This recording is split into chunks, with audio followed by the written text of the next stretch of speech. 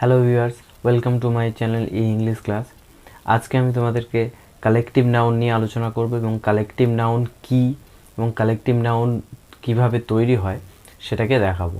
তো ভিডিওটা স্কিপ না করে শেষ পর্যন্ত দেখতে থাকবে এবং নিউ ভিউয়ার্স হয়ে থাকলে অবশ্যই চ্যানেলটিকে সাবস্ক্রাইব করবে এবং ভিডিওটি শেষ পর্যন্ত দেখার পরে যদি হেল্পফুল হয় তাহলে বন্ধুদেরকে অবশ্যই শেয়ার করে দেবে যাতে তারাও নতুন কিছু শিখতে পারে।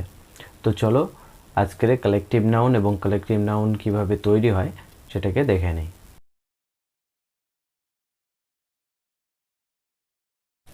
কালেকটিভ নাউন কি? কোনো সমজাতীয় ব্যক্তি, বস্তু বা প্রাণীর সমষ্টিকে কালেকটিভ নাউন বলে। অর্থাৎ কোনো ব্যক্তি বা বস্তু বা প্রাণীর একটা গ্রুপ বা একটা কালেকশন হতে হবে, সেই কালেকশনকে একটা নামে ডাকা হবে, তাকেই আমরা বলবো কালেকটিভ নাউন। যেমন আমরা কমন নাউন দেখেছি, প্রপার নাউন দেখেছি। সেখানে কি হয়, কমন নাউন মানে কি সমস্ত সমজাতিকে বোঝানো হয়, বাট এখানে সমজাতির একটা দলকে বোঝানো হবে, জাস্ট একটা দলকে বোঝানো হবে, সেটাই হচ্ছে কালেকটিভ নাউন।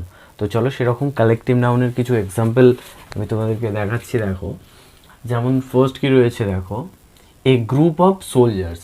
তাহলে সোলজার্স মানে আমরা সমস্ত সোলজার্সকে বুঝি কমন নাউন হিসাবে, বাট যখন এ গ্রুপ অফ সোলজার্স মানে একটা রাউন্ডের মধ্যে অনেক সোলজার্স রয়েছে, সেটাকে একটা গ্রুপ হিসাবে, সেই গ্রুপটার একটাই নাম দেবো, তখন আর সোলজার্স বলবো না, একটাই নাম দেবো, সেটা কি? আর্মি। তাহলে একটাই নাম দিলে আমরা বুঝতে পারবো আর্মি মানে ওর মধ্যেই সোলজার্সরা রয়েছে, একটা গ্রুপ অফ সোলজার্স।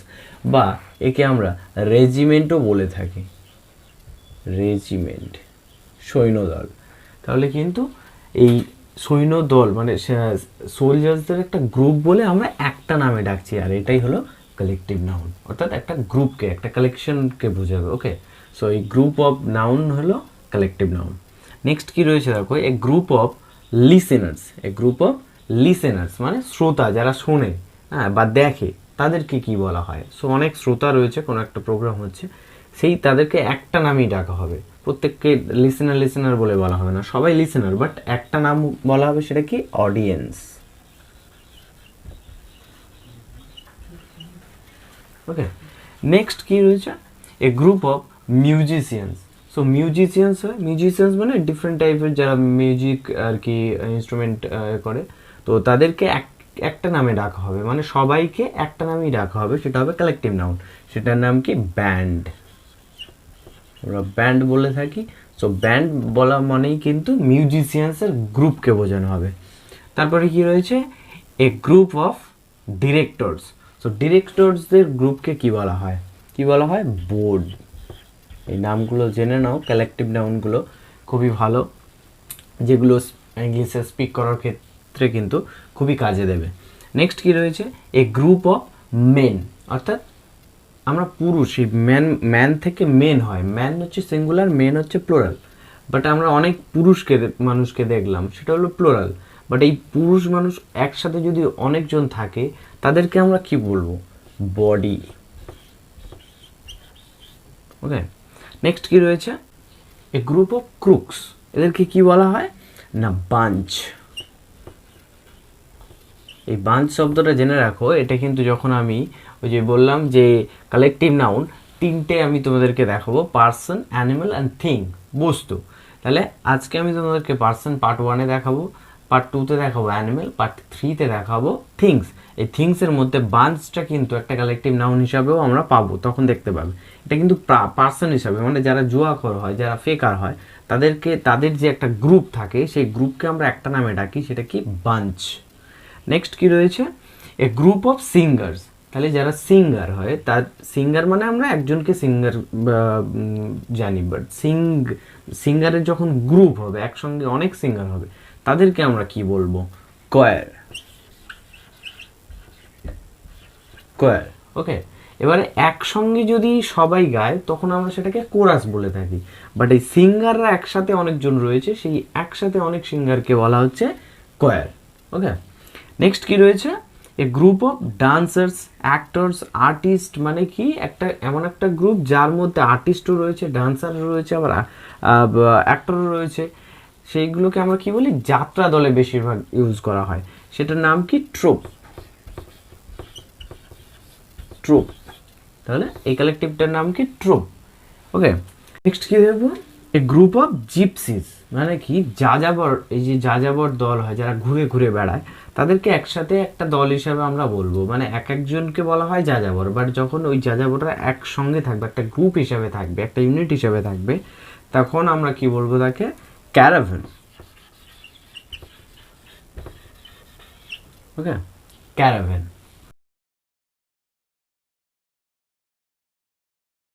নেক্সট আরও কিছু কালেকটিভ নাউন আমরা দেখে নিই, যেমন কি রয়েছে? Group of students. তাহলে গ্রুপ অফ স্টুডেন্টসকে কি বলা হয় কালেকটিভ নাউন হিসাবে? ক্লাস। ওকে, নেক্সট কি? A group of worshippers or a group of devotee. তার মানে কি যারা পূজারী বা মানে ভক্তরা হয়ে থাকে, তাদের গ্রুপকে কি বলা হয়? কি বলা হয়? কনগ্রেগেশন। কনগ্রেগেশন। ওকে, তাহলে ওরসিপার্স আর ডিভোটির গ্রুপকে কি বলা হয়? কনগ্রেগেশন। নেক্সট কি রয়েছে? Group of sailors. সেলর্সদেরকে গ্রুপ হিসাবে আমরা কি বলে থাকি কালেকটিভ নাউন হিসাবে? Crew. Crew. Okay, next a group of people.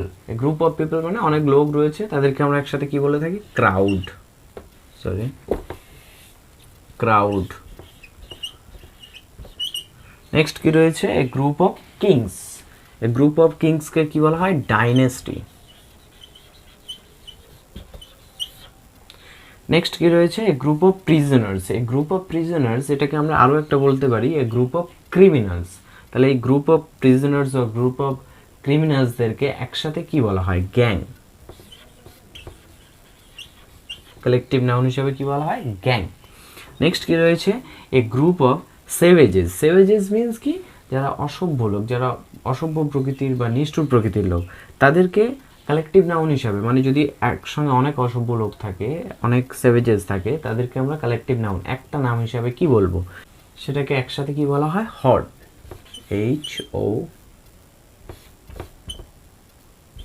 HORDE, হর্ড। Next কি রয়েছে? A group of রায়োটার্স। রায়োটার্স মিনস কি? দাঙ্গাবাজ, মানে কিছু লোক থাকে যারা দাঙ্গা বাঁধিয়ে দেয়, ঠিক আছে? এই দাঙ্গাবাজ লোকদেরকে একসাথে কি বলা হয়? মব। তাহলে এই দুটোর মধ্যে গুলিয়ে ফেলবে না, এটা হচ্ছে যারা নিষ্ঠুর বা অসভ্য প্রকৃতির লোক, তাদেরকে একসাথে হর্ড বলা হয়। আর যারা দাঙ্গাবাজ লোক, যারা দাঙ্গা বাঁধিয়ে দেয়, সেই রকম প্রকৃতির লোককে একসাথে যদি অনেক থাকে, সেগুলোকে বলা হয়, সেটা কালেকটিভ নাউন হিসাবে মব বলা হয়। নেক্সট কি রয়েছে? A group of natives. Natives মানে অধিবাসী। অধিবাসীদের গ্রুপকে কি বলা হয়? ট্রাইব। ওকে, আরও কিছু কালেকটিভ নাউন্স রয়েছে, যেমন প্লেয়ার্সদেরকে একসাথে কি বলা হয়? এ গ্রুপ অফ প্লেয়ার্সকে কি বলা হয়? টিম বলা হয়। তারপরে ধরো এমপ্লয়ি, মানে যারা কর্মচারী, তাদেরকে একসাথে কি বলা হয়? স্টাফ।